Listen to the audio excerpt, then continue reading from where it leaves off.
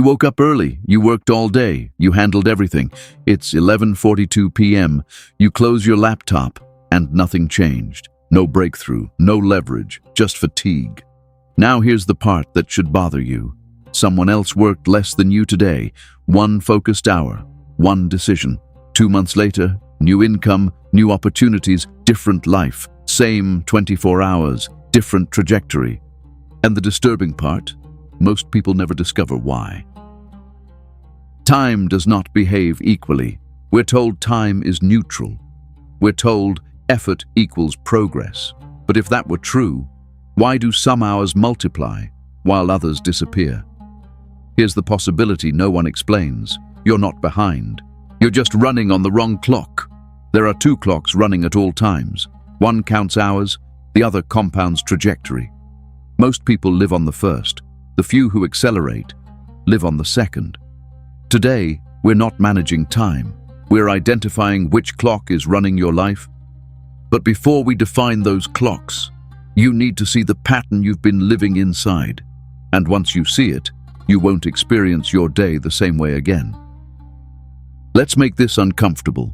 Look at the last 5 years of your life. Not emotionally, mechanically. If someone plotted your activities on a graph, would it show growth or survival? How many days were full but left no structural change behind?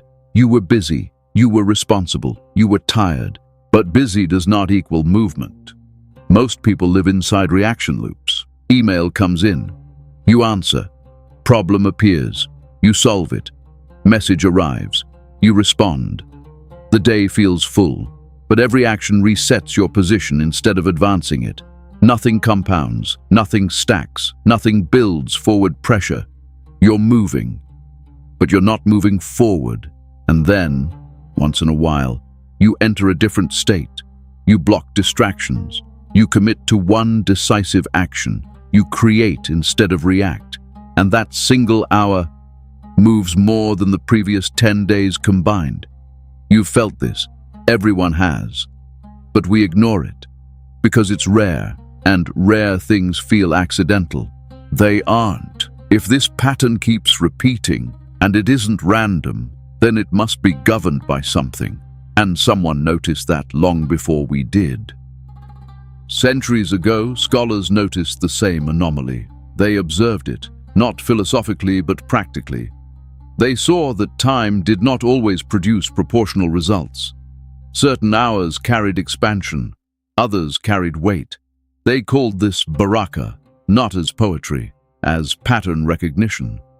Baraka did not mean more time, it meant increase beyond visible input, effort that returned more than it should, output that exceeded the hours invested. The Quran quietly separates counted time from governed time. Indeed, a day with your Lord is like 1,000 years of what you count. 22:47. And He governs the affair, then it ascends in a day whose measure is 1,000 years. 32:5. Notice the distinction, what you count and what is governed. Time is not merely duration, it is alignment. The Prophet, peace be upon him, made a specific supplication. O Allah, bless my ummah in their early mornings. Why early mornings?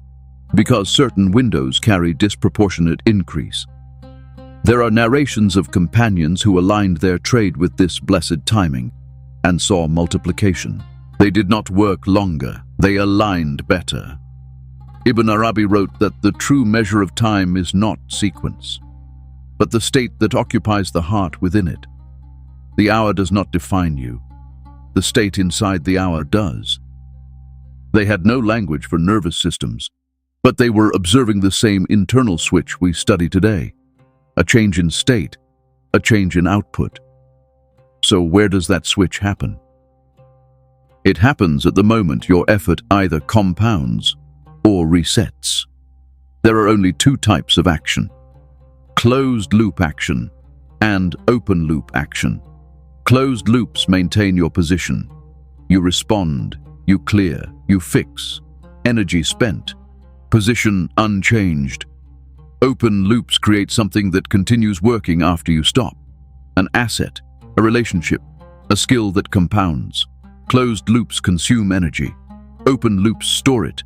What determines whether you default to reaction or enter compounding? That is the deeper system. There are two clocks. The mechanical clock measures duration. The internal clock registers resistance. When resistance is high, it's like pushing through water. Movement is slow. Energy drains. When resistance drops, it's like gliding. Same effort, more distance. Time does not multiply effort, coherence does. And this is not only spiritual language. In a decade-long McKinsey study, executives in deep flow states reported being up to 5 times more productive. Same hours, different internal state. Ancient scholars called it Baraka. Psychology calls it flow. From the outside, it looks like someone did 5 days of work in one afternoon. Inside the system, nothing magical happened. There is a historical example that captures this perfectly. Imam al-Nawawi lived only 45 years. Yet, in that short life, he produced works that shaped centuries of scholarship. Books like Riyad as-Salihin and al-Arba'in an-Nawawiyya that are still studied across the world today. How does someone compress that level of impact into such a short lifespan? The scholars who wrote about his life did not describe endless hustle. They described something else, Baraka in time, the kind of coherence where a single year carries the weight of 10. If this is clarifying something you felt but never named, subscribe. We do not post motivation, we decode structure. Now here is the uncomfortable part. If coherence multiplies effort, and friction stretches time, this law is already operating in your life. The only question is it working for you or against you? You can test that immediately. So if the law is already operating, the next step is not theory, it's verification. Sign 1. Your days end where they began. You completed tasks, but nothing moved forward. Sign 2. Your best progress happens in rare windows. Physically lighter, quieter, clearer, less reactive. Sign 3. You feel constant time pressure, even when you are working. If even one of these feels familiar, resistance is present. But before we reduce it structurally, you need to feel what increased flow feels like. The Sufis used a word, Waqt, the present moment, as a trust. They said, the Sufi is the child of his moment. Meaning, he is not scattered between past regret and future anxiety. He is fully inhabiting the now. And that matters, because fragmentation splits your energy across timelines, and split energy creates resistance. Presence does the opposite. It gathers attention, it reduces internal drag, and when that flow starts, effort begins to compound. This is not mystical poetry, it is performance physics of the soul. So pause. One slow breath. Now ask yourself, if I had one clear hour today, what action would move my position forward even after I stop? Don't force it. Notice what rises. That lighter, clearer signal is the doorway to the second clock. Now that you've felt the shift once, the question becomes how to stabilize it. If you want to stabilize that state, do 3 simple things. 1. Protect 1 open loop hour daily, not your whole day 1. 2. Before that hour, take 1 breath and ask, what moves my position forward, not just clears my plate? 3. Remove 1 source of drag, 1 distraction, 1 misaligned commitment, 1 leak in focus. You are not controlling time, you are lowering resistance, and when resistance drops, compounding begins. People who implement this consistently notice something within days. Tasks feel lighter, decisions are sharper. Small wins begin stacking into visible momentum.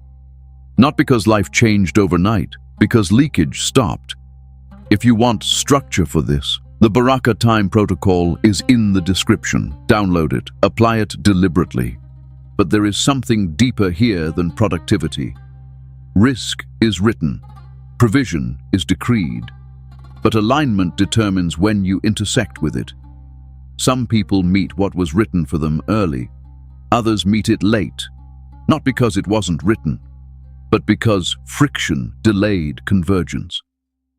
This is no longer about hustle. It is about arriving sooner to what was already meant for you. The masters spoke of something beyond compounding effort. Bast al-Zaman, expansion of time, moments that feel stretched, moments that feel eternal, and something even more radical. Tayy al-Zaman, the folding of time, where sequence itself loosens. These are advanced states described in Sufi literature, not motivational metaphors. We are not diving fully into them today. But understand this: if coherence can compress effort, what happens when coherence becomes stable? That is the next layer. Before you leave, pause again.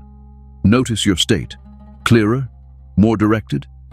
If you are willing to operate on the second clock, type, "I choose compounding." Not for me, for you. Subscribe. Stay with the sequence. We are not chasing motivation. We are building architecture, and architecture only works when you complete it. Continue the build.